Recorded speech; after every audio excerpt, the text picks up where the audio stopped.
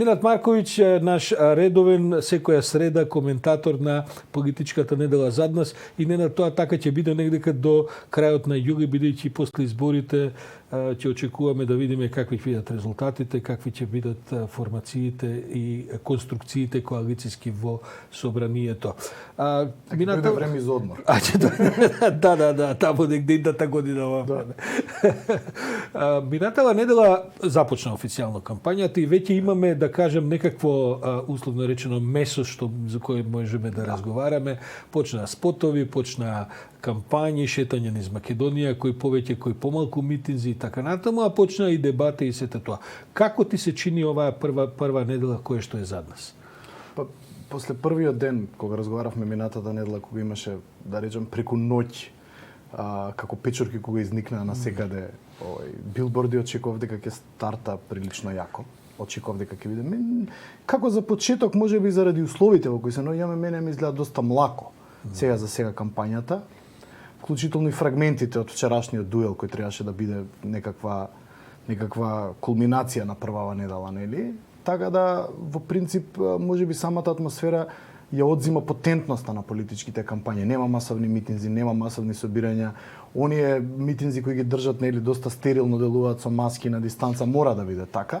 Меѓутоа ја нема таа еуфорија, ја нема таа масовност, единственото нешто кое не попушта, да речем условно кажано, во интензитет се социјалните мрежи, каде што секојдневно се ствара, нели, нова содржина во однос на... Се преселија митинзите на социјалните мрежи. Митинзите се преселија на социјалните мрежи, се пресели доста голем дел од негативната енергија и од еуфоријата на социјалните мрежи, и тие се како некаков издувен вентил, условно кажано, компензираат за оно што го немаме во живо, да речам. Ненад, има експерти и аналитичари, едно чудо во Македонија, со лопати да ги ринеш. Тоа изгуби значење зборот. Така што се извинувам, да, оваја... Политолог е најгенерички. Епа, точно во тој домен на твојата експертиза, Ненад, се чини дека, тоа го забележавме можда и на претседателските избори, меѓутоа и на овие избори Македонија како да доживеа, барем тоа е мојот впечаток, една значителна трансформација во темите за кои што се разговара. Многу малку, што мислам дека е добро, се посветува време на некакви меѓуетнички расправи, па дури имајќи го предвид и овој потег на Дуи да излезе со повторна идеја за која е етнички обележена за премиер Албанец, дури тоа не предизвикува да кажем доволно или воопшто негативна енергија за да се преокупираат кампањите помеѓу главните играчи во дискусија на етнички теми. Ова е нешто што ја го забележувам или можеби и е некаков поширок? Евидентна е таа релаксација во меѓуетничка смисла и дури ни ова што Дуи проба да го наметне како повторно враќање на тој етнички терен македонци, албанци, така натаму не одекна баш многу силно. Главната причина што не одекна не се реакциите на Заев и Мицкоски, туку на другите албански партии и албански интелектуалци кои некако ја закопа идејата во оваа форма на самиот старт, бидејќи тие правилно лоцира дека не се работи за проблемот на премиер Албанец, дека тоа не е всушност темата, се работи за премиер Албанец од редовите на Дуи, кој би бил под контрола на Дуи, се работи за еден помалку уценувачки, да речам, пристап, така да и пристапот кој помалите албански партии, помалите, условно ќе видиме дали се помали на изборите, не би добиле ништо. Така да во таа смисла таа идеја не успеа да фати корена. Зошто системски се променети малку работите, има неколку причини. Прво, доста успешно се врати една тема во политичкиот дискурс, тоа е темата за НАТО и ЕУ. За оваа тема, иако тоа можеби некој не би го корелирал директно со меѓуетничките односи веднаш на прва топка. Меѓутоа таа тема е тема околу која постои консензус во општеството. Или сакаме да веруваме дека постои, нели, меѓу македонците и албанците, сите анкети покажуваат дека е тоа така. Кога практично успеавме да влеземе во НАТО и кога се отворија вратите на ЕУ или се подотворија вратите на ЕУ, веднаш таа идеја, како да кажам, таа идеја корелира со сите.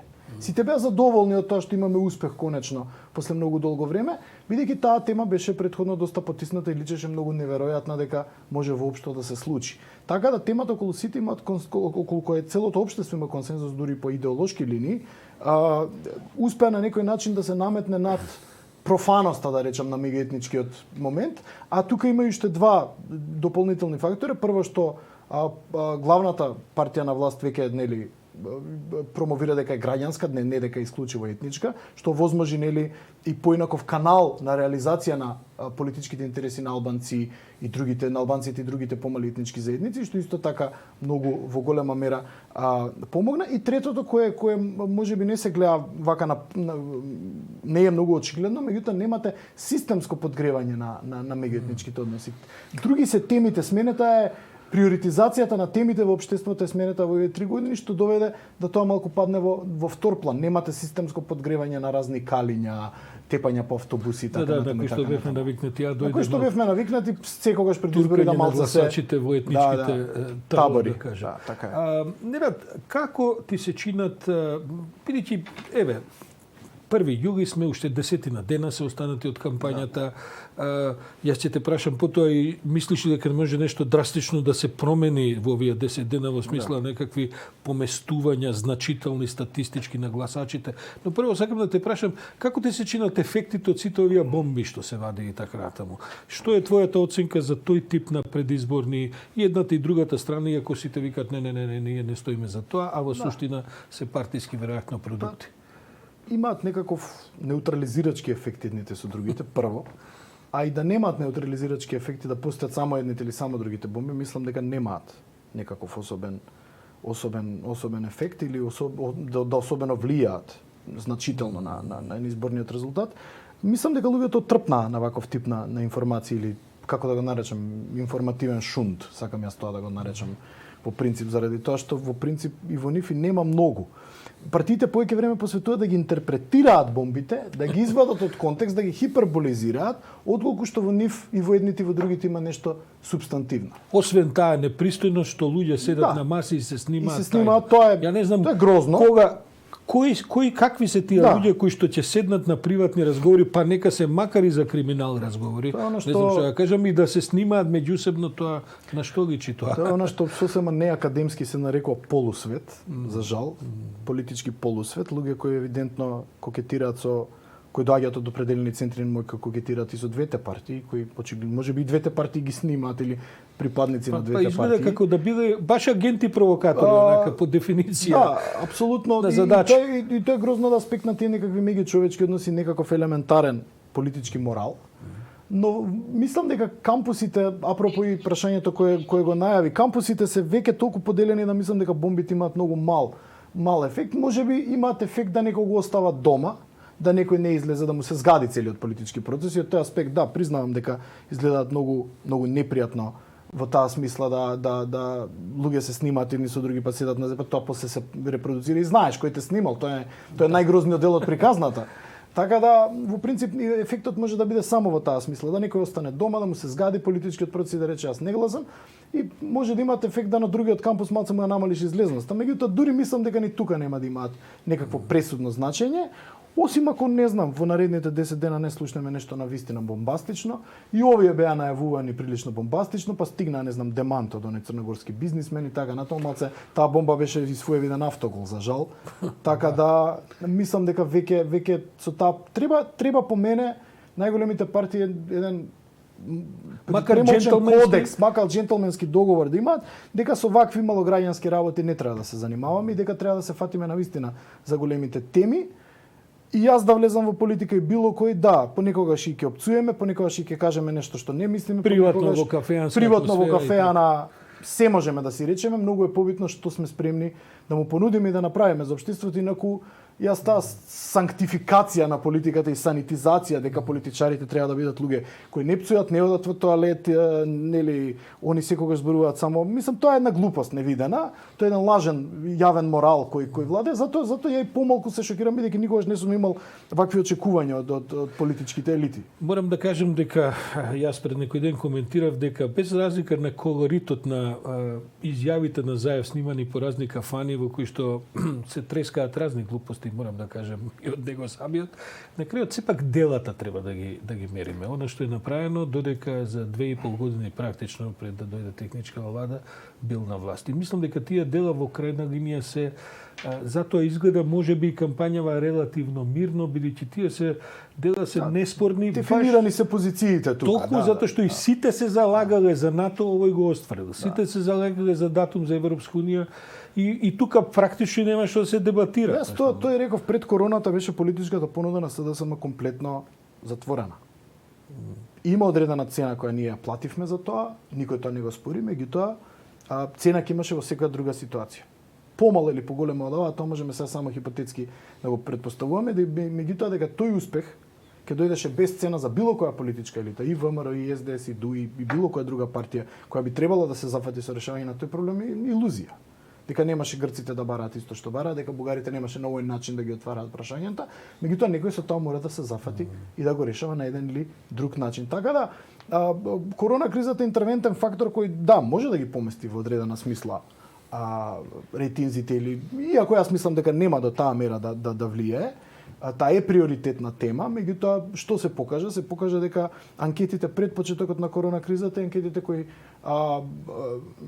една национална телевизија ги објави пред некој ден, се практично идентични.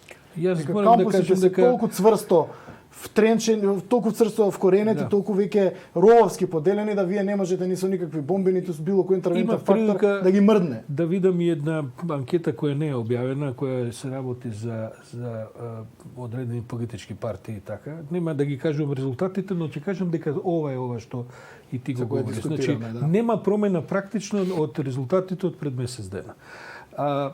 Не говори ли тоа можеби и за некаква зрелост, ако сакаш, на политичката атмосфера во Македонија, каде што сега веќе влеговме во навистина завршување и средување на важни теми, односи со соседи, членство во меѓународни организации. Да, ќе потраат веројатно овие, како да кажам, меѓупартиски кавги и така натаму, обвинување за корупција, но Македонија практично ги апсолвира крупните прашања кои, да не забораваме, до пред 5-6-10 години беа една огромна неизвестност која што не висеше на сите врз глава, особено на политичката сфера. Личеше невозможно дека ќе се случи. Во еден момент мислам, ајде да речам, некој период 2014, 15, 16 сите загубивме било каков оптимизам дека тоа некогаш ќе се случи. Го имавме тоа чувство дека сме малку на ветрометина некаква политичка, на која не знаеме на која страна да фатиме, сакаме едно, сакаме друго, сакаме да бидеме во ЕУ, НАТО, не сме спремни да ги понесеме жртвите за кои тоа со цел тоа да се оствари и така натаму, така да во таа смисла ситуацијата е многу променета, така да тој голем канал по кој ќе се движиме или голема пруга по која ќе се движиме е веќе поставена. Така да било какви политички преврати да се случуваат или комбинации, коалиции и така натаму кои би владеле, не може да избегнат веќе да се движат по тој политички по таа политичка сообраќајница, условно кажано. Тука веќе нема мрдање лево и десно, или не може да има големи прашање, веројатно брзина. Прашање брзината и компетентноста на тие политички елити да состават солидни тимови за преговор со Европската унија и да побрзо или поспоро ги отворат поглавијата која Црна Гора вчера го отвори последното. Значи, возможно е, со други зборови.